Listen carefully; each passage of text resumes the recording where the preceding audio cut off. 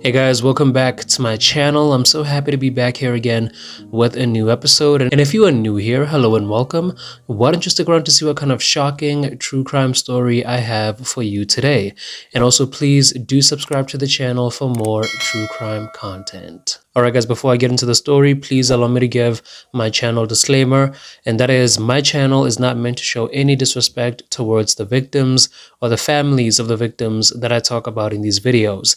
The information that I share with my audience is simply just research taken from different sources of the internet and compiled into one video. And the main purpose of my channel is for educational and awareness purposes of the different types of crimes we face on a daily basis. And the content warning for this case is that I will be talking about murder and violence. So if you are sensitive to that kind of content, then viewer discretion is very much advised. Alright guys, I hope everything is good on your side and that you are ready for this week's episode. And I know I'm a day late. Last week I uploaded an episode on Saturday, and I honestly wanted to stick to that schedule because it seemed like it worked pretty well for me. But this time a lot of things happened and I got a bit, delayed. But here I am, and for this week's case, we will be looking at a very heartbreaking case that happened all the way in London. So sit back, relax, and let me tell you all about the story of Champion Ganda. Champion Ganda was born on September 19th in 1995, and he was raised in Essex, just next to London in South England. And Champion was born into a very big family. He was actually one of 7 siblings. Now, it's not clear if he's the oldest or if he's one of the oldest, because a lot of his siblings came after him, and their mom is a single mom raising all these kids by herself. So obviously Champion felt the responsibility to help her out and make sure that everything is all good for all of his younger siblings. And because of the size of the family, you could imagine that things would often get a little bit tight financially, since Peggy, their mom, was raising all these kids by herself. But despite all the challenges they faced, Peggy always made sure that her kids were well taken care of. They never needed anything. They would always have whatever made them happy. And she always put her best effort, her absolute best effort, into making sure that her kids were happy. And according to Peggy, Champion was just a funny and caring child, and he also loved music. And they had this mother and son connection that always got them closer and closer to each other. And to Champion, his mom's happiness was the most important thing in his life. So you can say that he was a bit of a mama's boy, but there was nothing wrong with that because he just loved his mother. And when Champion was just 14 years old and still in secondary school, he met this beautiful young girl by the name of Danielle. And the moment he saw her, he felt like that was the one girl he wanted to be with for the rest of his life. And so they got to know each other better, they got closer, and they ended up dating. And they dated for about 3 years until Champion was about 17 years old at the time of his unfortunate death. And even though these kids were still so young at that time, they actually wanted to spend the rest of their lives with each other. Danielle even went as far as to call Champion her soulmate, and he also felt the same way about her. So they wanted to spend every waking moment of their lives together. They were just inseparable. That's how in love they were with each other. Now, when it came to his education, Champion did manage to get himself some really decent grades, but his talents were more notable in sports. He was really good at sports, especially when it came to soccer. He loved the game of soccer, and as a matter of fact, he wanted to play it professionally someday in his future. And apparently that dream was going to come true someday, because Champion ended up being approached by one of the big football clubs that we know today. He was approached by West Ham, and it was also said that from time to time he would train with Arsenal. They wanted to see how his skills were, they wanted to track his progress, and they wanted to refine his skills to make him an even better player. So that dream was very close to becoming true. But even though he wanted to play soccer at a professional level, this wasn't his only dream. As a matter of fact, he was conflicted between playing soccer at a professional level and pursuing this other dream of his of becoming a rap artist. Because like I said earlier, Champion loved music. As a matter of fact, he and a friend of his by the name of Shaquille, they always rapped together. They would always hang out and rap together, and they made music together. He even had his own YouTube channel where he he would post a lot of his freestyles, and they were very well received. Actually, when you look at the comments in one of his videos, people do notice how good Champion is at rapping. So he had a lot of passion for this. And then when Champion was just 17 years old, he decided to move out of his mom's house, and he wanted to go live in Essex in East London. Now, no one truly knows his motives for moving out of his mom's house at just 17 years old, but that's what he decided to do. Then on May 9th in 2013, a normal day at the Sandringham Primary School was interrupted when teachers and pupils caught wind of some commotion happening outside at around 2 p.m. that day. So as everyone stopped whatever they were doing and headed outside to see what's happening, they saw two teenage boys lying on the ground outside. And it was pretty obvious that something terrible had happened here. The two boys were bleeding quite a lot on the ground, and as soon as the teachers saw this, they called emergency services immediately. Now, one of the boys seemed to have had it way worse than the other, because the other one wasn't as badly hurt or as badly injured as he was. And when the paramedics arrived, they looked at the two boys, and immediately they could tell that they were involved in some kind of attack or a fight, because they had stab wounds all over their bodies. But as they continued to examine these boys, they did also see that yes, they were both in very bad conditions, but like I said a few seconds ago, one of them was in a much more critical condition than the other one. So they took the one who wasn't as badly injured and they transported him to the hospital. But this one who was in a much more critical condition, they couldn't even move him. That's how bad it was. They feared that if they did move him, something worse would happen. So the paramedics took out their equipment and decided to work on this boy right on the ground in front of everyone. And as they did this, the more they analyzed him, the more they looked at him, the more they realized that the chances of him surviving this were very, very slim. And not long after that, in just a few minutes, that boy was pronounced dead. So the police were then called over to the scene, and the first thing they knew to do was to identify this boy who had just been killed near a primary school. And it didn't take long for them to identify this boy as 17-year-old Champion Ganda. The first family member that they got in contact with regarding Champion's death was his sister, and then his sister told their mom that her son had been stabbed to death. Now you can imagine how she collapsed in pain and sorrow after hearing that her 17-year-old boy had been stabbed to death. She rushed to the police station and demanded to see her boy's body. She demanded to be with him because she just couldn't believe that he had really been taken from her. Now this was a very difficult time for her, as it would be for any mom, but of course the police couldn't let her see her son's body because it was still a crime scene. They still had to collect a lot of evidence from it to be able to solve this case and find out what happened to him. When Champion's body was examined, it was discovered that he had 11 stab wounds on his body. He also had a punctured lung, and one of the stab wounds was so bad that his bone was actually chipped. So that's how bad the whole situation got. And because of his stab wounds, it wouldn't have taken him that long to be deceased. So now that this murder had happened, the police had the one mission of finding out who did this to Champion and the other boy he was with, who was taken to the hospital. And it was also discovered that that boy was actually his best friend Shaquille. So they were together on that day when Champion was sadly killed. But even though Shaquille was taken to the hospital, and even though it seemed like he would make a full recovery, he still had to be in treatment. And this meant the police couldn't interview him right away to find out what happened.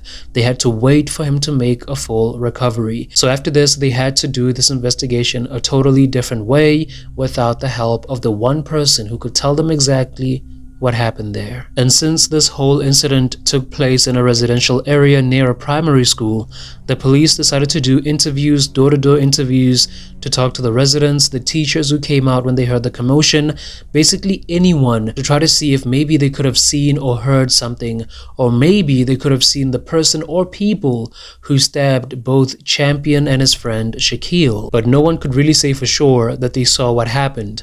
All the neighbors could report was that they heard some shouting and arguing for a few minutes before the teachers came out to see what was happening, and really that's all the police could get at this point. Maybe the boys were involved in some kind of argument with another group of boys and things ended up going south, but no one could really say for sure what happened. Some neighbors said they saw a group of 3 boys arguing with Champion and Shaquille, and then at some point after a few minutes, Champion and Shaquille decided to walk away, but then Shaquille went back and started walking towards this group of boys, and after that, Champion went back after him to back his friend up. However, these neighbors couldn't really give out a full description of how the other 3 boys looked, but all they could say was they were 3 black males. Then the police got a hold of some CCTV footage that was from a camera that was down the road, and even though it didn't show the actual attack happening, it did show that there were 3 boys from down the road who jumped out of a taxi and started heading towards Sandringham Primary School where the whole thing took place, and these 3 boys were believed to be the attackers of Champion and his friend Shaquille. But it didn't seem like the whole thing was planned by the 3 young men. When the police analyzed the footage, it looked like these 3 young boys just saw Champion and Shaquille walking down the road and they decided to stop the taxi and go to them. This also got the police to theorize that this could have been because of some beef that they had with Shaquille and Champion, and because of that everything just got out of control, but they still couldn't make out their faces even with this CCTV footage. And since nothing was stolen from Champion and Shaquille, this definitely showed the police that this was not a robbery. There was a different motive behind this whole incident, and so they believed that if they could first identify what that motive was, they could work their way up to identifying who these people were that injured Shaquille and took the life of Champion. The investigators also decided to talk to the last person who was in contact with Champion before he got killed, and it was another friend of his by the name of Junior. And Junior actually lived just a few streets away from where Champion was killed. And when they asked Junior about how Champion was on that day, they wanted to know if maybe he was distressed or unusual in any way, and Junior just told them that actually Champion was just fine on that day. He didn't seem like he wanted to go out and fight anyone. He didn't seem like he was distressed or unusual in any way. He was just okay, and the entire time he was just talking about his music. But during that conversation, Junior said that he did ask Champion if maybe at this point or during that time, if maybe there was anyone he was beefing with at that time, or if there was anyone he had a problem with, and Champion just straight up told him that there wasn't anyone he had a problem with, that he just wanted to focus on his own work, his own rap music, and just live his life. He didn't have a problem with anyone. And then after they interviewed Junior, the police decided to look a little bit more into Champion's music career, into his rap music career, because they knew that he was involved in some underground rap music career, and they knew that oftentimes this sort of work would lead to something way more than just rap music. They knew that it would often escalate to things like rivalries and things like that, or beefing between artists, and apparently in London this is taken very, very seriously by the people who are involved in it. And so because these underground rappers would take this sort of thing so seriously, it would often lead to violence. So the police wanted to find out if maybe Champion was involved in anything like that, so much that there would be someone who would want to hurt him or even kill him because of whatever issues they had with him. But they found out that as much as his lyrics suggested that he would be the kind of person who would be involved in an altercation with someone else, they were just lyrics. He wasn't the kind of person who was involved in fighting and violence and beefing with other artists. He just wasn't that kind of person. He definitely wasn't the kind of person who would allow himself to get involved in some violent act just because of something that was said in music and lyrics. And his family even vouched for him that he wasn't the kind of person who would do that. Even though his lyrics did contain words of him saying he's a ride or die for his boys, he wouldn't lay down his life for the sake of some beef with another rap artist. He just wasn't that kind of person. Then about a day or two, so basically around the 10th or the 11th of May in 2013, the police got a call from a 14-year-old boy who sounded quite anxious over the phone, and he told them that he thinks he just saw the killer that they're looking for. This 14-year-old boy said that he was in a KFC in the area when a group of older boys got into the shop and he heard them talking loudly about the murder of Champion. And even though there isn't clear evidence of what they were talking about, there are some quotes of what is believed to be what they said during that time. And it was things like, they jumped out of the taxi and the knife was looking bloody. So after the police received this information from this brave 14-year-old boy, they decided to go to the KFC and have a look at their surveillance footage.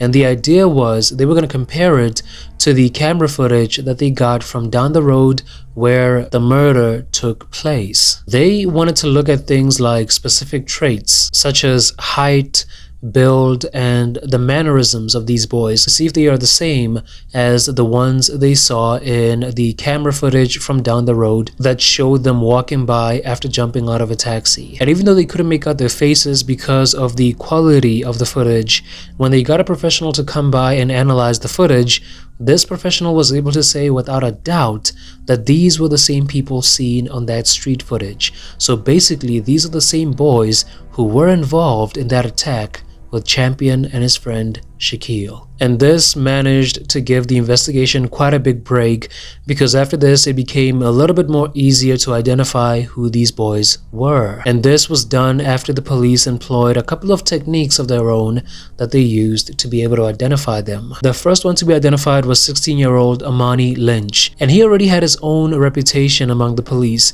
because he would often be arrested for things like drug possessions, dealing in drugs, as well as violence. He was also known to be involved with one of the biggest gangs and one of the most dangerous gangs in East London, known as the Custom Gang.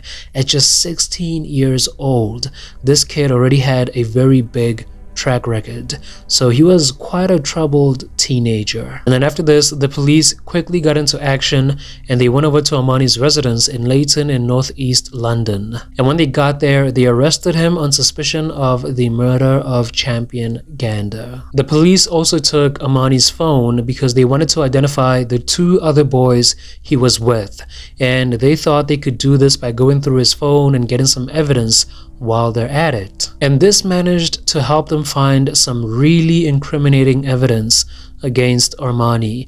And without any hassle, they also managed to identify the two other boys that he was with based on the messages between Armani and these two other boys. And these two other boys were identified as 17-year-old Marvin Simmons and 18-year-old Devontae Clifford.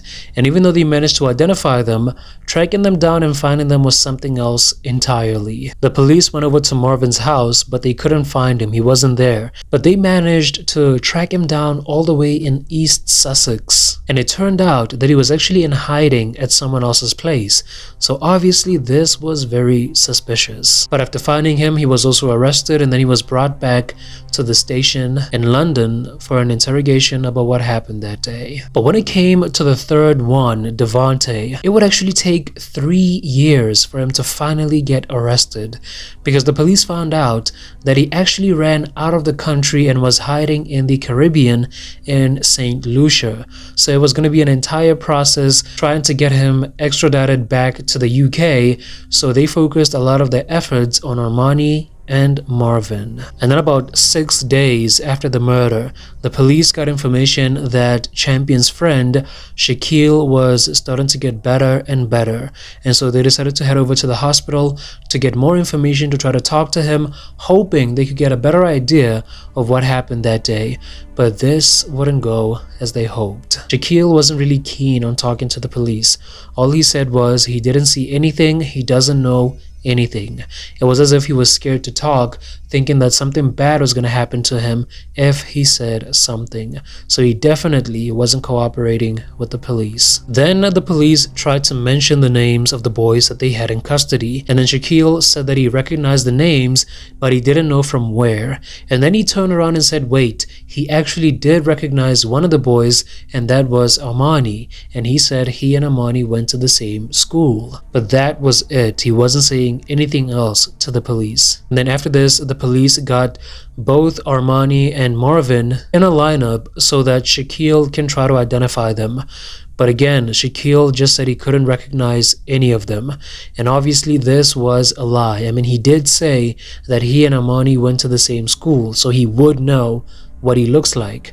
But the police just knew that Shaquille wasn't going to be of any help to this investigation because they knew that he wasn't telling them the truth. And without his confirmation of the boys who attacked him and Champion on that day, the police didn't have enough evidence to hold Marvin and Amani in custody, so they ended up having to be released on bail. Investigators tried to plead with Shaquille to help them out, to talk to them so they could deliver some justice for him and his friend who was mercilessly killed on that day. But Shaquille wasn't budging. He wasn't going to talk to them at all. He wasn't going to say anything to the police. And apparently he didn't want to be labeled as a snitch. And there was also a theory out there that maybe Champion's murder was related to some gang activity, even though Champion himself wasn't involved in any gang whatsoever. But it was believed that maybe he was friends or related to someone who was in a gang, and this person got him involved in his beef with another gang, which led to the incident that took place. And this was confirmed when it was found out that his best friend Shaquille was actually part of a gang himself. He was a gang member. He was part of a gang known as the Blood City Gang. And now the investigators started to look at this entire case differently, from a different perspective. They believed that on that day, Champion Ganda was not the target of those three boys. Maybe Shaquille was the one they were looking for, and then Champion just got caught in the crossfire. And according to Champion's girlfriend Danielle, Champion never got himself involved in his friend's gang activities because he wasn't part of any gang. And whenever Shaquille would be with his gang members, Champion would not be there with him. Even though they were best friends, Champion always managed to separate his friendship with Shaquille from his gang-related activities. So now that it was out there that Shaquille was part of a gang, the investigators wanted to find out if maybe there was some kind of a beef between Shaquille's gang, known as the Blood City Gang, and Armani's gang, known as the Custom House Gang. Or maybe there was some kind of a beef between Shaquille and Amani alone. They wanted to find out if that was the case. The police found out that 3 days before the murder, on May 6th in 2013, Shaquille was actually arrested for stabbing a member of the Custom House Gang. So this definitely told them that there was some kind of war happening between the Blood City Gang and the Custom House Gang. And the investigators also found out that the person that Shaquille stabbed 3 days before Champion was killed was a very close friend of Amani, Marvin, and Devontae. So obviously they wanted to get some revenge for him. And then after this, the police went back to question Marvin and Amani. And Devontae, remember, he was still out of the country. They still hadn't managed to get him back into the UK. And so they focused on Amani and Marvin. And even though they got a very tiny amount of information out of them, they still managed to get some pieces that managed to help them form some kind of an idea of what happened that day. On that day of May 9th in 2013, Marvin Simmons had to go to the police station regarding some paperwork that had to be done related to a charge that happened a few weeks before the murder happened. And he didn't really want to go to the station by himself, so he decided to take his friends Amani and Devontae with him, and they all got into that taxi and went to the station. And then while on their way to the station, one of them must have looked out the window and then saw Shaquille and Champion walking down the road near Sandringham Primary School. And after seeing those two boys, they decided to stop the taxi and get out right there and then because they wanted to go and confront Shaquille about stabbing one of their friends a few days prior. This led to the boys getting into an argument which got out of control, and then one of them pulled out a knife, and then from there on out, things got bloody. So after things got out of control, the boys got into some kind of fight. But apparently this was actually a one-sided fight because Amani and his friends didn't really take in that much damage from this fight. And then once a knife was pulled out, Champion and Shaquille ended up being stabbed. And then after this, while they were lying on the ground, Marvin, Amani, and Devontae took off and ran from the scene. And all of this must have happened in just a span of a few minutes. So after this, Amani Lynch and Marvin Simmons were charged with the murder of Champion Ganda. But this was far from over, because remember, the third suspect, Devontae Clifford, was still out of the country. So the UK police had to do everything they could to get him back into the UK, to get him extradited from St. Lucia back to the UK. But remember, he wasn't arrested until 3 years after the murder of Champion Ganda. And this was because no matter how hard the UK law enforcement tried to get him back to the UK, the St. Lucian government wasn't really helping at all. But eventually in 2016, the St. Lucian government did allow him to get extradited back into the UK. And as soon as he landed in the UK, he was arrested. And when they interrogated Devontae, the first thing he did was maintain his innocence. He said that he was at the scene, but he's not the one who killed Champion. All he did was he got him into a headlock, and then Amani Lynch took out a knife and started stabbing him rapidly.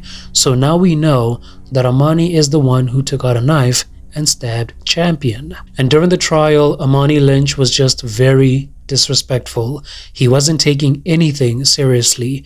To him, this was all just a game. And to make matters worse, his friends Marvin and Devontae ended up having all charges against them acquitted, which is completely insane if you ask me. But apparently this happened because they made some sort of plea deal that if they provided evidence against Armani, these charges would be acquitted. Armani was so disruptive in court. He was making jokes with his friends, he didn't care about anything at all, and he also started threatening the members of the jury, saying that he would find out where they lived and he would have people break into their homes. He didn't care of the kind of impact he had on the Ganda family. He didn't care about anything that was happening during that trial. The trial took about 14 weeks, and again, to make matters even way worse, the charges of murder against Armani ended up being changed to manslaughter. This was obviously a slap to the face to the Ganda family, because it meant that he wouldn't get the kind of sentence he would have gotten if he had been charged for murder. But just like that, they were changed to manslaughter, and he was only given 14 years in prison, and he will only be eligible for early release in 2024. And if you look at the time right now, that is just 2 years from now. You know, personally, I am not happy about how this was handled. I mean, how in the world was this manslaughter? Amani stabbed Champion 11 times. That is not manslaughter. That is murder in all shape and form. There is no way that this was manslaughter. The family didn't get justice whatsoever. 14 years is nothing compared to what the Ganda family had to go through. But on the brighter side, Champion's younger brother ended up following in his footsteps, and he became a very successful musician in London known as Burner. He started making his own music, and he dedicates everything he does to his older brother.